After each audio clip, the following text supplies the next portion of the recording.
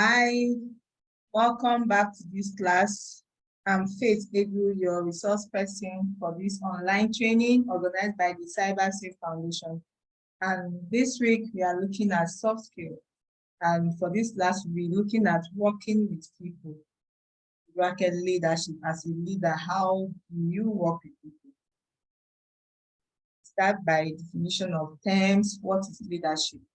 Leadership here is said to be the ability of an individual or a group of individuals to influence and guide followers or other members of an organization. Your ability to influence and guide followers of or members of your organization is referred to as leadership. So it is also a process of social influence which maximizes the effort of others towards the achievement of the goal. Leadership involves making sound and sometimes difficult decisions, creating and articulating a clear vision, establishing achievable goals, and providing followers with the knowledge and tools necessary to achieve those goals. Why is leadership so important in the workplace? We talked about team, and for every team, there must be a leader of that team. Why is it important to have a leader in the workplace? First, number one here, it says it provides focus and drives the team forward. The leader provides focus to the team by clearly defining goals and explaining objectives so that every member of the team understands the end goal they are working to achieve. And then they also keep the team on track and moving forward by setting and enforcing deadlines. It is your responsibility as a leader to set and enforce deadlines. One way that an effective leader does this is by checking on each team member's progress and helping them resolve any issues before they become big problems. Next, we have empowers team members to work at their full potential.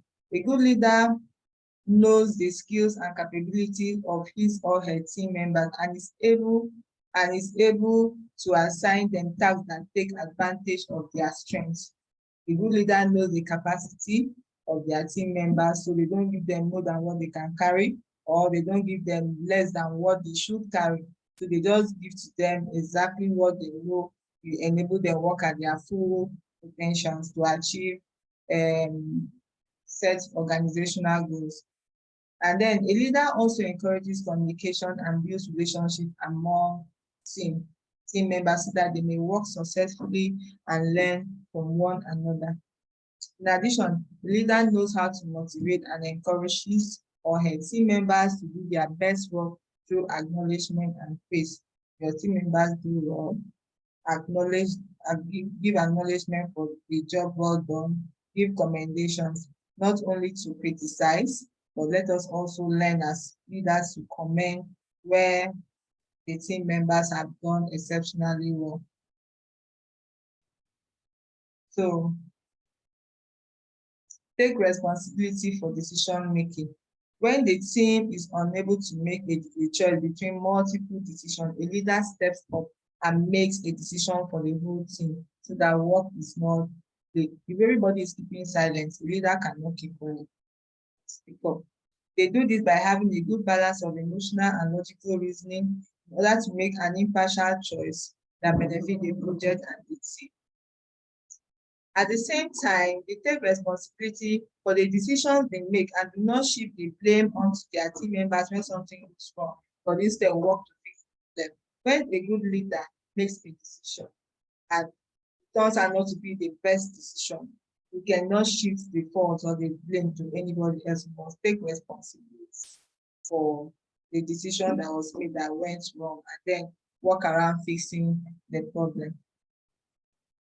Next, we're looking at social influence. What is social influence? Social influence involves intentional and unintentional effort to change another person's beliefs, attitudes, or behavior. Unlike persuasion, which is typically intentional, persuasion is intentional and requires some degree of awareness on the part of the target. Social influence may be inadvertent or accidental. You may not be doing it intentional. You may just be doing your thing and somehow, somewhat, you're influencing someone out there. So social influence often operates via peripheral processing, hence the target may be unaware of the influence attempt. What is social influence in the workplace? Social influence in the workplace involves the demonstration of particular behavioral tactics and strategies by individuals to influence behavioral outcomes controlled by others in ways that maximize influences positive outcomes and minimize negative outcomes. Such processes necessarily draw from research in topic areas labeled impression management, self-presentation, interpersonal influence, and workplace politics. So this is referred to as social influence. What are the three types of social influence? We have the conformity majority influence, we have the compliance and obedience, we have the minority. Let's look at the one after the other. The type of social, we are looking at conformity to majority influence here. This is a type of social influence defined as a change in belief or behavior in response to real or imagined social religion. You're not doing this before, but you find yourself in a place where everybody is doing it, and then you see yourself doing what you were not doing before. So this is referred to as conformity or conforming to the norm in that environment you find yourself. You are conforming to what the majority of the people that surrounds you do. So this is referred to as conformity majority influence. Next, we're looking at compliance and obedience. This is a type of social influence where a person follows an order from another person, which is usually an authority figure. In this case, you have no option. You just have to do what you have been asked to do. You know, most time in the workplace, we have this kind of influence, social influence, the compliance and obedience, where management gives a direct instruction that you cannot say no to. Just have to obey. That is why they say an authority figure. An authority figure is a figure that has the power necessary to sanction you, and because you don't want to be sanctioned, especially negatively, you just have to follow what you've been instructed to do by the authority figure. And then finally, here we have the minority influence. This is a type of social influence where a person follows an order from another person, which is usually an authority figure.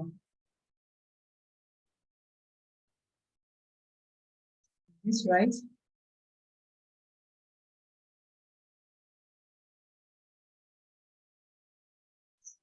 Let's look at this again.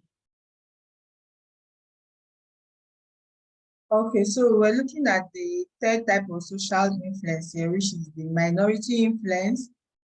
Please disregard this explanation here. So instead, we'll be looking at it in this perspective. Minority influence is said to be a form of social influence where a member of a minority group influences the majority to accept the minority beliefs or behavior. You know, it's just like you have the union set up by a few persons, but then those few people can dictate what a whole lot of other persons do. Or you have in governments where the government made up of few persons at the management level of government can take decisions that will influence, you know, a whole lot of other persons that follows them. So this is referred to as the minority influence.